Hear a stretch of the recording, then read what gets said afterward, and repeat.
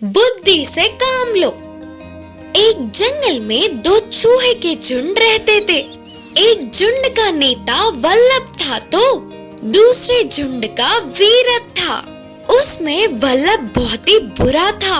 आसपास के सभी लोगों पर हुक्म चलाता था।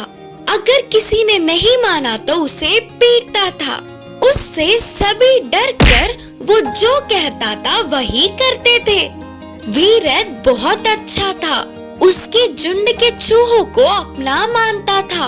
उन्हें किसी भी मुश्किल से बचा लेता था। हमेशा साथ ही रहता था। उससे सारे चूहे वीरत को बहुत ही आदर सम्मान देते थे। वीरत को अच्छा नाम आते देख वल्लभ को जलन होने लगी। किसी भी तरह उस झुंड को हराने के लिए तरह तरह के हथियार बनवाया। एक बार वल्लभ ने वीरत को चेतावनी देते हुए कहा, हार मानकर इस जंगल को छोड़कर चले जाओ, नहीं तो युद्ध के लिए तैयार हो जाओ। उससे वीरत सोच में पड़ गया। वल्लभ के पास तो तरह तरह के हथियार थे। युद्ध के कारण बिना मतलब के दोनों तरफ कई लोग मर जाएंगे। बच्चों को पिता और पत्नियों को पति दूर होंगे। बहुत सारे लोग विकलांग हो जाएंगे। चूहों की संख्या नष्ट हो जाएगी। युद्ध होने से सब कुछ नष्ट ही होगा। हमारी वजह से किसी का अच्छा होना चाहिए, लेकिन कभी भी बुरा नहीं। सोचकर वीरत और उसके झुंड जंगल छोड़कर जाने के लिए तैयार हो गए। इससे झुंड के सभी चूहे रोने लगे। तभी इस झुंड से एक छोटी सी चूहे ने कहा, राजा जी, किसी को कोई भी हानि ना पहुंचते हुए उस वल्लभ भी जंगल छोड़ के जाने जैसे मेरे पास एक उपाय है, आप सुनोगे? फिर वीरद ने कहा, अच्छा, बात बोलने में उम्र से कोई मतलब नहीं। चतुरता हर किसी में होती है, बोलो। उस छोटी सी चूहे ने पूरे उपाय समझाते हुए कहा, राजा जी, उन सारे चूहों को बिल्ली से डर लगता है, इसीलिए हम बिल्ली की तरह एक बड़ा सा चलने वाला पुतला बनाएंगे। युद्ध में उसे आगे रखकर जाएंगे। सभी को वह उपाय बहुत पसंद आया। एक हफ्ते में ही एक बड़ा सा बिल्ली का पुतला बना दिया और उसके गले में एक बड़ा सा घंटा बांध दिया और तुरंत जंगल में एक अफवाह फैलाया कि वीरत की अच्छाई देखकर सहायता करने बाजू के गांव से एक बड़ा सा बिल्ली आया है और वे सारे बिल्ली बहुत ही बड़े हैं। एक बार में 100 चूहों को मार सकते हैं करके अफवाह फैलाया। ये बातें पूरे जंगल में फैल गई। वल्लभ के तरफ के सभी चूहे डर के कांपने लगे। अगले दिन युद्ध में पहले बिल्ली के आगे बढ़ते ही जोर से चिल्लाते जा रहे थे। उसके गले का घंटा जोर से बजाते जा रहे थे और उसके पीछे ही वीरत के सैनिक चल रहे थे। दूर से ये सब देखने वाले वल्लभ के सैनिक डर गए। उन चूहों ने कहा, अरे सच में ये कितना बड़ा बिल्ली है, ये मारेगी तो एक बार में ही 100 लोगों की चटनी हो जाएगी। सोचते हुए पीछे देखे बिना दूर भाग गए। बस 1 मिनट में वल्लभ के अलावा वहाँ कोई नहीं था। उससे वल्लभ भी डर गया और बोला, और एक क्षण भी यहाँ रह गया तो मैं मरूंगा। मेरी बुद्धि नष्ट होकर इन लोगों से मैंने पंगा लिया, फिर कभी भी इनके आसपास तक नहीं आऊंगा। बोलते हुए पीछे मुड़कर जंगल छोड़ के भाग गया। ऐसे अच्छे लोगों के साथ पंगा बहुत ही महंगा पड़ेगा। सफेद हाथी।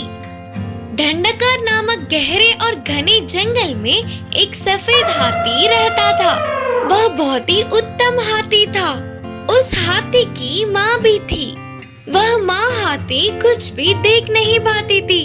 सफेद हाथी उसके माँ का बहुत अच्छे से देखभाल करता था।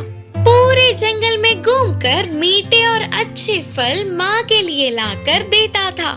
एक दिन सफेद हाथी भोजन के लिए गया तो उसे एक इंसान के रोने की आवाज सुनाई दी। सफेद हाथी ने उस इंसान के पास जाकर कारण पूछा। तब उस इंसान ने कहा, मैं इस जंगल में रास्ता भटक कर आया हूँ। 3 दिनों से घूमने पर भी मुझे वापस जाने का रास्ता नहीं मिला। तब हाथी ने उसे जंगल पार करा के उसके गांव में छोड़ दिया। उस इंसान के गांव जाते ही वहां उसे सैनिक दिखे जो घोषणा कर रहे थे कि महाराज जी का हाथी मर गया। एक विशेष राजा के लिए उत्तम हाथी जो दिखाएगा उसे उपहार दिया जाएगा। बोलते हुए घोषणा प्रकट कर रहे थे। सफेद हाथी की रहने की जगह पता होने के कारण उपहार की आशा में उस इंसान ने सैनिकों को समाचार दे दिया। उन सैनिकों ने सफेद हाथी को जाल में डालकर पकड़ लिया और महाराज जी के महल में ले गए। उस हाथी का बहुत आदर करे, दूल्हे जैसा श्रृंगार किया। महाराज ने भोजन भी दिया, पर उस सफेद हाथी ने एक दाना तक नहीं छुआ। हाथी कुछ भी खा नहीं रहा है करके समाचार महाराज जी को पता चल गया। महाराज स्वयं आकर हाथी से पूछे। तब हाथी ने कहा, मुझे ये राजभोग नहीं चाहिए। जंगल में मेरी माँ है। मेरी माँ का देखभाल और सेवा करने में ही मेरा सुख है। हाथी के बातों को सुनकर महाराज पिघल गए। तुरंत फिर से सफेद हाथी को जंगल भेजने की व्यवस्था करवाया। सफेद हाथी अपनी माँ की सेवा करते हुए जंगल में खुशी खुशी रहने लगा। मुर्गी और कुत्ते की दोस्ती। एक गांव में मुर्गी और कुत्ता थे। उन दोनों के मालिक एक ही होने पर दोनों के बीच अच्छी दोस्ती हुई। वो दोनों गांव में साथ ही घूमते थे और साथ ही खाना भी खाते थे। उनकी दोस्ती को देख गांव के बाकी के पशु पक्षी चौंक जाते थे। एक दिन मुर्गी और कुत्ता पास के जंगल में घूमने गए और जंगल में बहुत देर तक मजे से घूमे। जंगल को पहली बार देखने पर उन दोनों को बहुत खुशी मिली। ऐसे मजे में सब कुछ भूलकर जा रहे थे तो शाम ढल गई। तब मुर्गी ने कहा, अरे रे, रात हो गई, हमने तो ध्यान ही नहीं दिया। अब हम क्या करेंगे? अगर जंगली जानवर आएंगे तो हम क्या करें? सोचकर मुर्गी चतुरता से एक पेड़ के डाल पर चढ़ के बैठ गई और कुत्ता पेड़ के छाल में छुप गया। कुछ देर बाद एक लोमड़ी उसी तरफ आई। खाने के लिए कुछ तो मिलेगा ही करके बहुत देर तक वही बैठी रही। अब उधर रुककर कोई फायदा नहीं करके जाने वाले लोमड़ी को पेड़ पे बैठी मुर्गी दिखी। लोमड़ी ने मुर्गी से पूछा, मुर्गी, मेरे लिए एक गाना गाओ ना। तब मुर्गी ने गाना गाया। अपने दोस्त की आवाज सुनते ही कुछ तो खतरा है करके पेड़ के छाल में छुपा कुत्ता सतर्क हुआ। फिर लोमड़ी ने कहा, मुर्गी, अच्छी सी मुर्गी, नीचे आकर गाना गाओ ना, मैं तुम्हें एक अच्छा सा तोहफा दूंगी। लोमड़ी के चाल को मुर्गी समझ गई और बोली, लोमड़ी मामू, मेरे पैरों में दर्द है, मैं अब नहीं उतर सकूंगी। मेरे दोस्त उस पेड़ के छाल में हैं, उससे पूछ लो गाना गाने के लिए।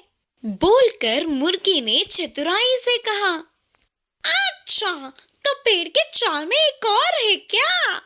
तो अच्छे से पहले उसकी खबर लेकर फिर तेरे पास आऊंगा। सोचकर लोमड़ी खुशी से पेड़ के छाल में अपना मुंह रखा तो अंदर के कुत्ते ने लोमड़ी को जोर से काटा। मैं मर गया रे, अरे मैं तो मर गया रे बाबा, बोलकर चिल्लाती हुई लोमड़ी उधर से भाग गई। फिर सुबह होते ही रात की बात को याद करके हंसते हुए मुर्गी और कुत्ता खुशी खुशी घर लौट गए। बाघ राजा और लोमड़ी की कहानी। एक बाघ जंगल का नया राजा बना। राजा बना तो बाजू में मंत्री तो होगा ही ना। मंत्री के रूप में किसे नियुक्त करे करके सोच में पड़ गया। यह बात जानकर लोमड़ी किसी भी तरह उस मंत्री के पद को हासिल करने का निर्णय किया। एक दिन टोकरी भर के आम लेके वह चालाक लोमड़ी बाघ के पास गई। गुफा के बाहर बाघ के अकेला दिखने पर वह सही समय पर आई है करके अंदर ही अंदर खुश होने लगी। हिम्मत से उसके पास जाकर उसे आमों की टोकरी देकर बधाइयाँ देते हुए बोली, बाघ राजा, आपके जैसे महान दिल वाले इस जंगल का नया राजा बने, इसके लिए आपको बहुत बहुत बधाइयाँ।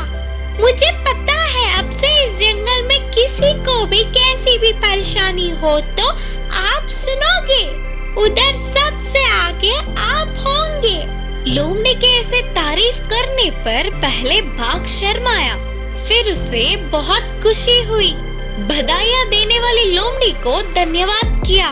वे दोनों हंसते हुए बहुत समय तक बातचीत करने लगे। उस दिन से लोमड़ी जरूरत से ज्यादा ही उत्साहित होने लगी। हर रोज वह बाघ के पास जाने लगी और हर दिन एक जानवर की चुगली करती थी। एक दिन बाघ से ऊंचा होने का गर्व है हाथी को करके बोली। दूसरे दिन उसके राजा के पद को बाघ ने चुरा लिया है करके शेर गुस्से से आग बबूला हो रहा है करके बोलकर उकसाने लगी। फिर एक दिन उसके जैसे पेड़ों पे नहीं उछल सकता करके बंदर ने चिढ़ाया करके बोली। इस तरह हर रोज लोमड़ी जंगल के सभी जानवर बाघ को कम समझ रहे हैं करके बोलती थी। वह अकेली है जो बाघ से डरते हुए उसका आदर सम्मान करती है करके ये सब कुछ बोलते हुए उकसा रही थी। हर दिन एक जैसे लोमड़ी के कहे हुए बातों को बाघ और कितने दिन सुन सकता था। कुछ दिनों के बाद उन बातों से वह पक गया। एक दिन लोमड़ी की बातों में कितनी सच्चाई है करके जानने के लिए बाघ पूरे जंगल में घूमने लगा। जंगल के सभी जानवरों ने उसका सम्मान किया, पर किसी ने भी उसे कम नहीं किया। फिर यह पूरी बात जानने वाली लोमड़ी परेशान होकर गुफा की तरफ भागते हुए हांककर बाघ से बोली, महाराज जी, आप मासूम हो। आपको देखते ही सभी जानवरों ने अच्छे से नाटक किए होंगे। आप यह नहीं जान पा रहे हो। ऐसे परिस्थितियों में मेरे जैसे मंत्री आपके साथ होना अच्छा होगा। लोमड़ी के इन चिकनी चोपड़ी बातों से बाघ को उसका चाल समझ आ गया। इससे बाघ ने लोमड़ी को गुस्से से एक लात मारी। पहले जान तो बचा लो करके उधर से भाग गई। इस कहानी से हमें यह सीख मिलता है कि हमें दूसरों की चुगली नहीं करनी चाहिए और सबके साथ मिलजुल कर रहना चाहिए।